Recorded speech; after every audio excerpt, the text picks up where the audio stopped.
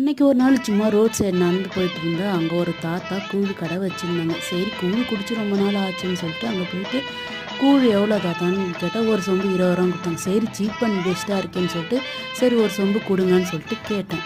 அப்புறம் ஒரு செம்பை எடுத்து அதில் மோர் வெங்காயம் கூழை ஊற்றி கொடுத்தாங்க. அந்த கூழை குடித்தா கொஞ்சம் நல்லா தான் இருந்துச்சு. புளிப்பாகவும் இல்லாமல் நார்மலாக இருந்துச்சு. அப்புறம் அதை வாங்கி குடிச்சிட்டு அது கூட என்னென்ன சைடிஷ் தந்தாங்கன்னு பார்த்தாக்கா மோர் மிளகா, மல்லாட்டை ஊறுகாய், நார்த்தங்காய் ஊறுகாய், புதினா ஊறுகாய், அப்புறம் மாங்காய் ஊறுகாய் இதெல்லாம் வச்சு கொடுத்தாங்க. நானும் ஒரு சொம்பு வாங்கி குடிச்சு பார்த்தா காலையில் அது குடிக்கிறது ரொம்ப நல்லது, குட் ஃபார் ஹெல்த்து. யாராக்கெல்லாம் இந்தமாரி குடித்த அனுபவம் இருக்குன்றதை கமெண்ட்டில் சொல்லிவிடுங்க.